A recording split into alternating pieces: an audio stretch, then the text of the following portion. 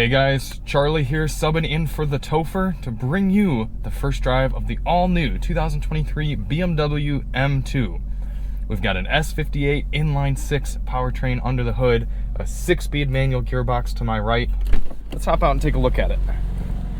Been driving this for about an hour already, but we've got a long day left of exploring beautiful roads out here outside of Phoenix, Arizona, and this Toronto red BMW M2.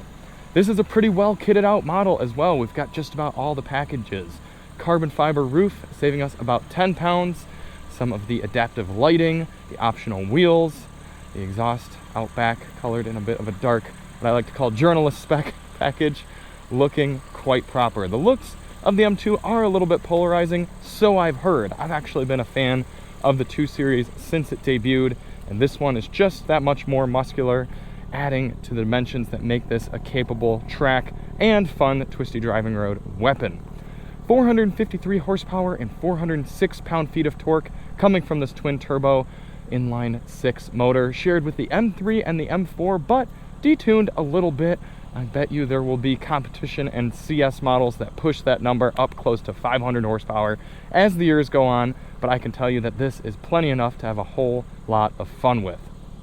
Starting out in the back, the M2 keeps its coupe dimensions and body style. Fairly reasonable amount of trunk space. Don't expect any sort of spare tire underneath, of course, but a few nets. And what I do like to see is 40-20-40 split fold seats in the back, which means we open up rear, pull this carbon bucket forward. Well, it's supposed to sort of automatically bring itself forward. It seems to want to do that sometimes and not others. I don't know what's wrong with it right now, but you can see a decent amount of room to pass through here should you want to daily drive your M2. And if you just wanted to put something small through there, you can do this. Maybe have some skis go through, I don't know, 2x4s. You doing construction work in your M2? Why not? Let's get this seat forward a little bit more and pop into the back. They've elongated the M2 by about 4 inches over its predecessor. It's a little bit wider as well. It seems like everything is getting longer and wider, but this is actually less than an inch shorter, lower down than the previous gen M2. I don't know why the seat's not coming back at me now this time, but even when it is all the way back, I've got a good amount of knee and foot room, but what I don't have is headroom. At 5'10", my head is hitting the ceiling. No way of getting around that, and unlike some coupes where you can kind of get yourself back against the glass, you can't do that in this car. So this is going to be a child-only area, unfortunately. If I had to sit back here for more than just a little bit of time, my spine would get unhappy without being able to fully stretch itself out.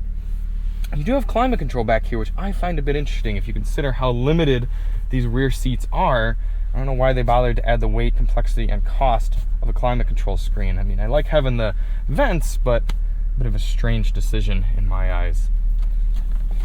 Despite this still being the M2, this still being what's supposed to be the most purest and driver-focused car in the BMW M lineup, it is still a bit heavy. 3,814 pounds is the published curb weight for this car. Obviously it's going to vary a little bit, but what sort of equipment you've got. This one a little bit lighter with that carbon fiber roof, but not exactly light as BMW M cars of past. So despite having a little extra power, you've also got to lug around a little bit of extra weight. We do have the same track actually as the BMW M4 as well, so it's a similar chassis and we have the same wheel dimensions as the M4. Popping open the hood, taking a look at that twin turbo inline 6, a whole bunch of extra bracing right there, keeping everything in line, keeping this thing tight. Let's get behind the wheel. Starting price for the M2 after destination is about $64,000. This one I bet you is well up in the mid 7s with the carbon fiber seats and all the various driver packages. If you've seen any of TheTopher's videos on the newer BMW M cars, you're going to be familiar with this whole setup. We've got iDrive 8 with the 12-inch instrument cluster and the 14-inch control center here, both controllable by touch and by this nice rotary knob. I appreciate that they still have that. Very similar setup here, your setup mode that's going to get you all of your different driving features. Availability to adjust engine, gear shift, that's going to be your rev matching right there, chassis adjustments, steering, brake, and if you have traction control off, right there, DSC off, you can actually go to M traction control setup and choose up to 10 different levels of traction control. So you can slide this thing around at various angles. Very similar steering wheel as well. It is a bit large. BMW steering wheels are always a bit big. We just got out of the GR Corolla, and that had a nice, satisfying small wheel. I kind of missed that. But you do notice your M1 and M2 buttons. Right now I've got M2 set up as a fairly aggressive driving mode, puts everything into sport. Actually, I want that even more aggressive. I want that and that. To set it, you just hold it. You get that satisfying beep right there. And then in M1, I have my chill mode, dials everything back. You do have adaptive exhaust in this car, so you can hear. Go into M2. Actually, let's bring engine into Sport Plus. You can hear the clicking of the valves opening and closing. Listen. So yes, a little bit comes through the speakers, but it's also exhaust pipe. I really like that compared to pretty big difference. 275 35 R19 tires in the front, 285 30 R20 tires in the rear. Michelin Pilot Sport 4S rubber, specially tuned by BMW. That's what the little star icon outside of your BMW tires means. Special formula. If you've driven or experienced an M3 or M4 of these most modern generations, you can kind of imagine what the M2 is like.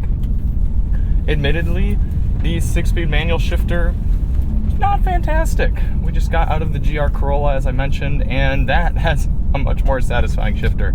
The TheTopher's Civic Type R has a much more satisfying shifter. BMW shift action isn't fantastic. The throws are a nice length.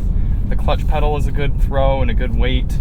But much like the steering in a lot of newer BMWs, which this also has, we'll get there, but there's a general vagueness to the shifter. It feels very classic BMW. If you're looking for that experience, it does have that. And that is what the BMW M2 DNA really is about, is trying to harken back to those older, more classic drivers-focused M cars. I mean, let's be honest, the new M3 and M4 are really impressive track machines, and they're very fast, but they don't satisfy in the way that a classic, older, lightweight, simple sort of driving machine BMW did. The M2 tries to do a little bit more of that. Hold the gas, release the clutch.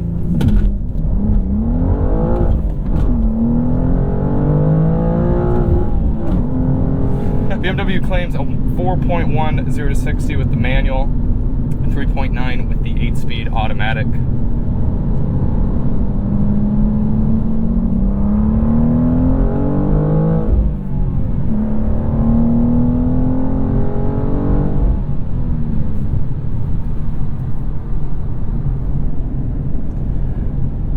Out here on the highway, the M2 is surprisingly serene. Now, we did just get onto a louder stretch of highway as soon as I say that, so you do hear a decent amount of noise from these Michelin Pilot Sport 4S's. But before we got onto this road, I wasn't really impressed with the lack of wind noise. It's very quiet in here. You can tell the car is very slippery, nice and aerodynamic. No adaptive cruise control in this model, and we haven't played around with the build configurator enough to know for sure if you can get that or not, but at least equipped with this 6-speed manual, just running around with standard cruise control. You have a speed limiter as well if you want to set the speed. Say you don't want yourself to be able to go over 90 miles per hour, for example. You can press that, and then you can rocket the car up to 90, and then it'll artificially nerf you right there. Initial impressions on these carbon fiber bucket seats, not quite as aggressive perhaps as what you get on the M3 and M4, but certainly still hugged in. If you were a larger torsoed individual, maybe even larger thighed, you might have trouble. But at about 5'10", average build, I am comfortable. hopefully we'll try to catch some section of highway later on here that isn't this loud asphalt, because it really wasn't too bad before that. Passing power in 6th gear with the manual is plenty.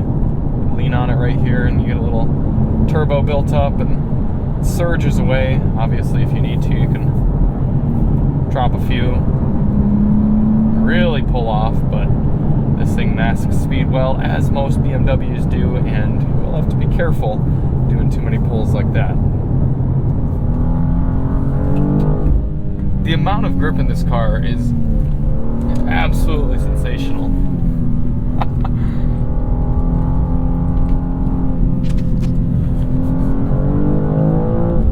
You can get on power so early. They were saying the delta between the M2 and the M4 on the Nürburgring now is actually remarkably close, especially compared to the previous gen cars. I'm kind of trying to get the rear end out a little bit here just to have some fun and sort of explore the limits, but I don't need to. I can get on the power progressively and really rock it out of these corners. It's incredible.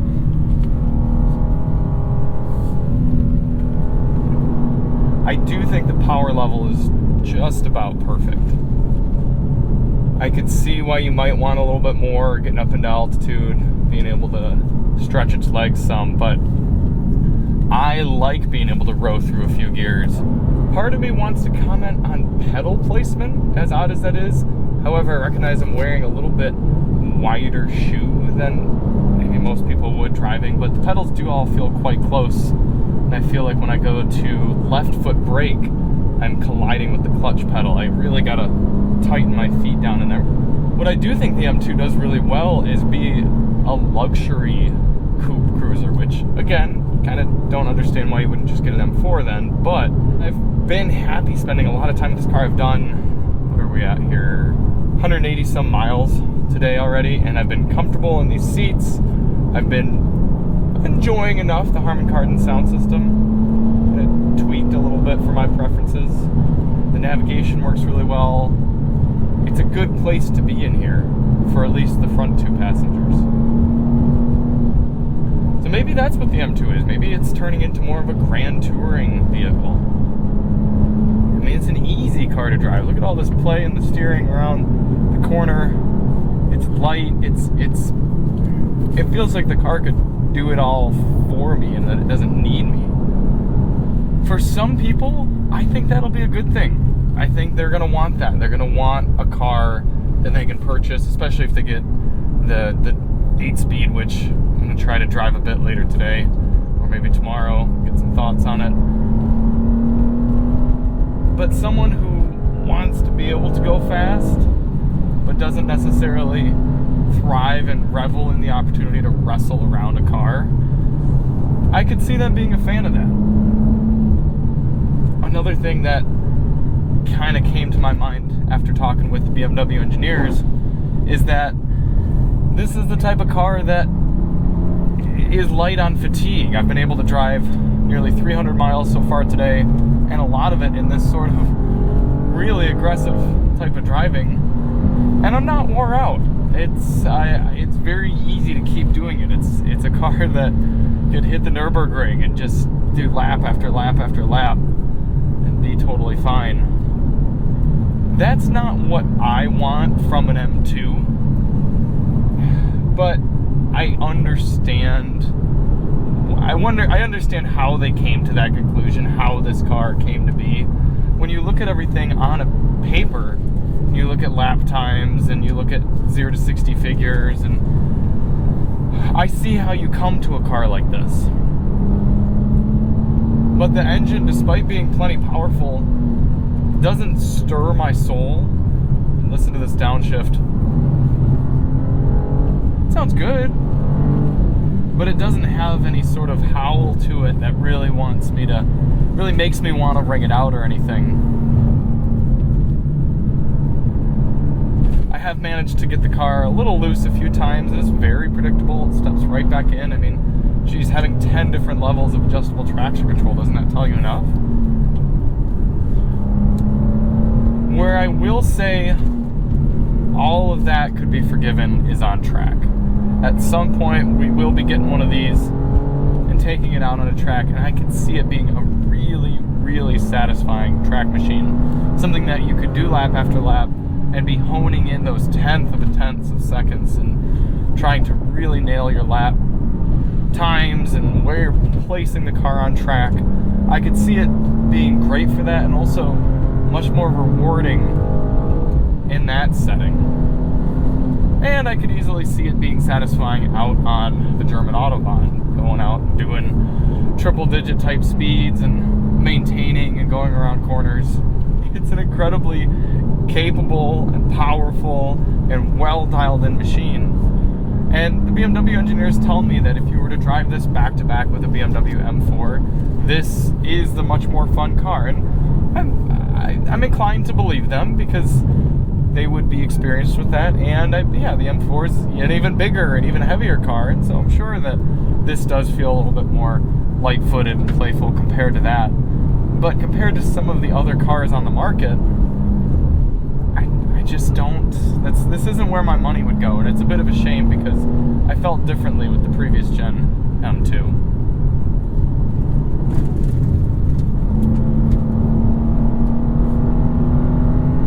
You can watch some of the other reviews that come out from this event. I'm sure there are plenty of people who will rave about how great the soundtrack is, how great the powertrain is, how much grip there is, how much fun this car is. And it's not that I disagree with them. I just want you all to know, especially if you're watching this channel, that from a pure driver's car sort of standpoint, this isn't giving me the fizz, as Chris Brower and James May would put it.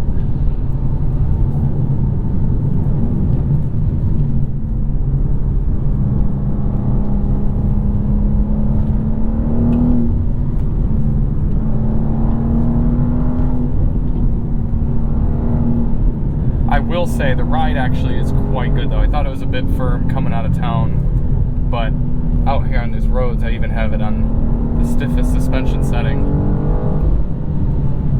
and it hasn't been tiring all day. That's the best thing I can say about this car, aside from the raw performance aspects, is just how easy it's been to flog it throughout this entire day. Even after coming out of a big lunch, I wasn't feeling like, ah, man, I gotta drive these roads back. It was like, all right, let's do it. All right, we're gonna pull over here and wrap this one up. I like a lot about the new 2 Series, I really do. I don't think the M2 itself is living up to my expectations. Maybe I had those set a little too high, I don't know. Like I said, it's a very good car. Just know what it is and what it isn't, and it definitely is more of a modern M car and less of that classic driver's M type of car that some of you may know and love. So thanks for watching, everybody. Chris will be back at you soon, and I'll be back at you with a BMW XM video as well. If you want to see that, check the link in the description. Take it easy, everybody.